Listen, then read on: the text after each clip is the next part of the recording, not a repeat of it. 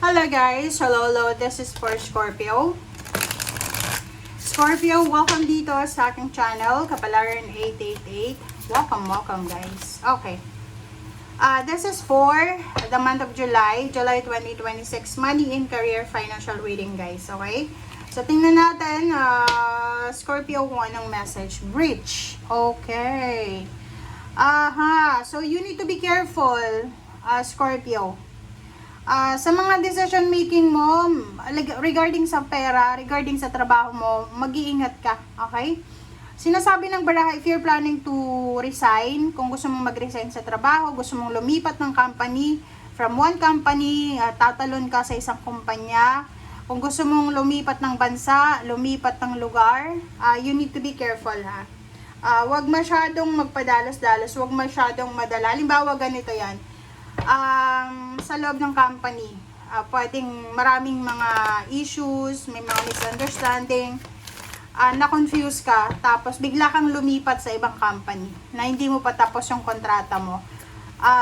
Lalo kung nasa ibang bansa ka, maging maingat ka kasi sa ibang bansa may mga contracts na tingnan mo, may mga contracts na pinipirmahan bago pumasok na yun, posibleng babayaran mo lahat ng kumbaga expenses nila bago ka mo nakapasok, medical or ganito ganyan.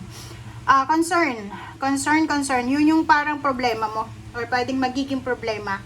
So, you need to be careful. Maging careful ka, lalo na sa papeles, dokumento, ng mga pipirmahan mo regarding sa pera. Doon sa mga sa mga Scorpio na nagtatrabaho kayo sa isang company na like secretary ka ng isang kumpanya ng boss, you need to be careful sa mga paperwork and documents kasi pwedeng ikaw ay mapagbintangan, okay? Kasi eto problema yan wag kayong like for example may sa ibang bansa naman kung isa kang OFW, kung bago ka lang dyan sa trabaho mo, you need to be careful ha, kasi minsan yung mga boss, lalo yung mga ibang lahi, okay, sa Middle East country, halimbawa, lalatagan ka ng pera dyan sa kung saan ka nagtatrabaho. Kung usually, naglilinis ka sa kwarto para i-test kung magnanakaw ka or hindi. So, you need to be careful. Huwag kang hahawak dyan. Kahit sobrang alikabok na yan, huwag mong hahawakan yan. Kasi pwede kang mapagbintangan na ninakaw mo or nagnanakaw ka. Okay? Ito yan Ito yung pinaka importanteng message na kailangan marinig regarding sa pera.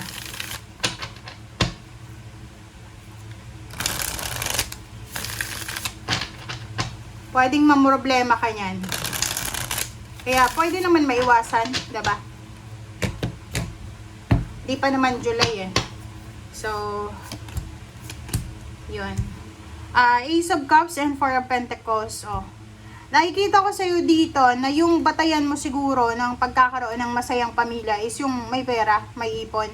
Like, halimbawa lang ha. Iba yung mindset mo Ang mindset mo dito, this month of July, ang mindset mo is, magiging masaya ka lang kung marami kang ipon na pera. Tama ba ako? Ito yun Ito yung message na, sasabihin ng iba, tatahimik lang ako kung mayaman na ako. Titigil lang ako sa pagtatrabaho kung may ipon na ako, kung may pera na ako, which is mali yun. Kasi, alam mo yung mga mayaman, milyonaryo, bilyonaryo, kahit maraming pera, panitrabaho pa rin. 'Di ba? So nakikita ko, yung mindset mo medyo, medyo off. Hindi siya maganda regarding sa pera. Kasi kung i-base mo yung happiness mo, you're basing your own happiness, your own emotional happiness, based sa laman ng wallet, laman ng bank account, mali yun guys. Okay? Kasi walang contentment ka nun. So, yun ang nakikita ko sa'yo. Another is Six of Swords and Knight of Cups. So, nakikita ko, since this one is money, you're planning to move. You're planning to resign. Kung may trabaho ka na, gusto mong mag-resign, gusto mong lumipat ng company, ng trabaho, ng career, gusto mong umalis, gusto mong mag-level up. Halimbawa, yung position mo ngayon sa isang company ay secretary ka, or halimbawa lang office assistant or administrative office blah blah blah.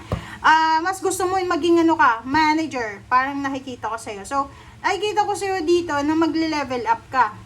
Kung gusto mo mag-level up, sinasabi ng baraha dito, possible yan. Possible, mag-level up ka, bilang isang empleyado, gusto mo ng additional income, magnegosyo ka pa. Para habang natutulog ka, yun yung sinasabing passive income, may pumapasok sa'yo kahit natutulog ka. Tapos pagkagising mo, as an empleyado, may sweldo ka pa. Okay, Knight of Swords and Seven of Swords. Mag-iingat ka lang. Yun na lang. Yun na nga. Okay? This month of July, this is the month na talagang kita ko pa lang dito eh. Marami kang na-met. Recently lang ha, recently. May mga tao kang nakilala, gustong makipag-collaborate sa'yo. Yung iba sa love life, gustong magpakasal, gustong maging person mo, person of interest. Yung iba gustong maging kapartner mo sa negosyo, magko-collab kayo. Pero, take note, this is cheating. This is robbing, diba? Robbery. So, pwede kang nakawan or pwedeng ikaw yung mapagbintangan na magnanakaw. So, yun ang kailangan mong iwasan. Or, anong tawag doon? Maging aware ka. Okay, the Wheel of Fortune, the Empress. Eto yung energy mo talaga since simula ng year 2026. Ang gusto mo is mabago yung takbo ng buhay mo. Simula sa simula. Yung parang gusto mong, kumbaga, isilang ka ulit. 'Di ba? Yung parang ang nakikita ko sa iyo dito, Scorpio, simula sa pera, kaperahan, sa financial and emotional, family, relationship. Siguro gusto mong mag-rebirth, 'di ba? Gusto mong mabuhay ulit sa ibang katawan, sa ibang lugar, parang ganon. So, hindi ka masaya, lalo na sa usaping pera since before.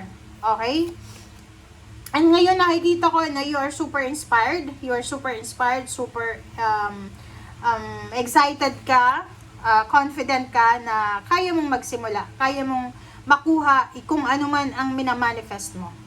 Four of Cups, okay, so you need to be careful talaga in terms of partnership and collaboration, lalo sa pera guys mga negosyo, teamwork, team building, parang ganon. So you need to be careful, okay? You need to be careful. Maraming pwedeng mangyari sa mga team ganon, team dinner. Three of Cups and Strength. So nakikita ko sa iyo dito na you're still waiting. Parang tinetest mo yung water. Parang ganon. So, nakikita ko, mahilig kang mag-invest mahilig kang maniwala sa mga overnight success. Halimbawa, sa mga pyramid scam, sasabihin sa'yo, yung 1,000 mo magiging 10,000, naniwala ka naman. Parang ganon. Ikaw yung klase ng tao na mabilis kang magtiwala na halimbawa lang na, uy, etong Facebook na to, eto yung magiging source of yaman natin. So, maniniwala ka naman. So, nakikita ko sa'yo dito, bawas-bawasan mo yung sobrang paniniwala. Kasi, kaya ka may scam, kaya ka pagnanakawan or pagbibintangan because mahilig ka, mabilis kang magtiwala. Okay? And lastly, nakikita ko sa'yo dito, marami kang internal issue sa buhay mo. Okay, masaya ka siguro sa labas, sa panglabas mong anyo, you're happy, you're smiling. But nakikita ko sa iyo dito na masyadong malungkot ang buhay mo. Napakalungkot. Nakikita ko sa iyo dito puro na lang pera ang nasa isip mo. Puro na lang pagyaman, puro na lang sa future. Huwag kang masyadong nagfo-focus sa future, Scorpio. Kasi alam mo ba, wala tayong alam kung anong mangyayari sa future. Kahit magtrabaho ka pa ngayon ng magtrabaho, wala tayong malalaman tungkol sa future. Hindi yon basihan na maganda ang magiging future mo. Okay? May napanood ako nun isang documentary. Okay? Napakasipag ng buong pamilya. As in, sobrang sipag nila. Ang trabaho nila is sa ibang bansa yun mayroon silang farm sa Spain nata yun. Documentary yun real story to Napakasipag ng buong pamilya. As in, araw-gabi nagtatrabaho sila, may mga negosyo, ganyan-ganito. Sa isang iglap, Dahil sa sobrang pagod ng pamilya, sa gabi pag natutulog sila, ganun ang mga ganun yung mga hardworking na tao, 'di ba? Sa Pilipinas, yung mga farmer, yung mga nagtatrabaho ng sobrang banat na banat yung buto, paghiga lang, tulog na. Walang sinasabing insomnia. Pero itong napanood ko na documentary, pagod na pagod yung katawan nila sa trabaho.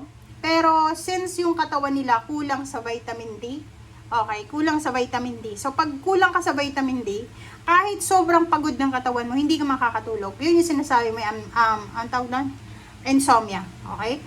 And then, ano yung tendency? Mayroon sila, mayaman na sila eh. Mayaman na.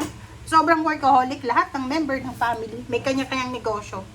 Kailangan nilang mag-take ng ng medicine, sleeping pills, every night. Yun lang. Kasi after yung iba na member ng family, ang iniinom nila, hindi water sa pag-inom ng sleeping pills. Alak. And one time, yung isa, lalaki, walang lahat sila umiinom ng sleeping pills kasi hindi sila makatulog, pagod sila. Ay nakalimutan na yung stove, naka-on. Okay? Ayun, nasunog silang lahat. Naabos sila. So ngayon, wala, useless yung pinagpaguran nila kasi they focus para sa future eh. Masyado nilang pinagod yung katawan nila sa trabaho na pati pagtulog apektado na. Hindi tulad ng iba na may balance eh. 'Di ba? Ang iba, they are working Monday to Friday, pag Saturday and Sunday nasa gym. Or yung iba nag-hiking, walking, camping, parang ganun. So balance. Sila hindi, yung pagdating sa bahay tulog lang, alak, inom ng sleeping pill. So, parang useless din. Kasi they're focusing sa future eh. Parang iniisip nila yung future natin, kailangan paghandaan. Kailangan magtrabaho tayo ngayon. Kailangan magpayaman tayo ngayon. Kasi yung future, siguraduhin natin, no? Diba? Oh, yun yung sinasabi ng baraha mo dito. Huwag ka masyadong nakafocus sa future. And, mind you wag nating i-underestimate yung isang trabaho, isang tao, or isang environment. Kasi mayroong mga tao na ina-underestimate sa Pilipinas lang yan, sa probinsya lang yan, hindi yan naasenso. No. Alam nyo ba? Luzon, Visayas, Mindanao. Tingnan nyo, yung mga nasa probinsya, mas mayaman pa kaysa sa mga nasa city. Diba? Nakita nyo? May mga pag-aaring hasyenda sa probinsya. Yung mga nakatira sa city, tingnan nyo. Ganun ang life. Hindi natin pwedeng i-underestimate, hindi natin pwedeng i-overestimate yung buhay. Okay, thank you guys for watching. Bye!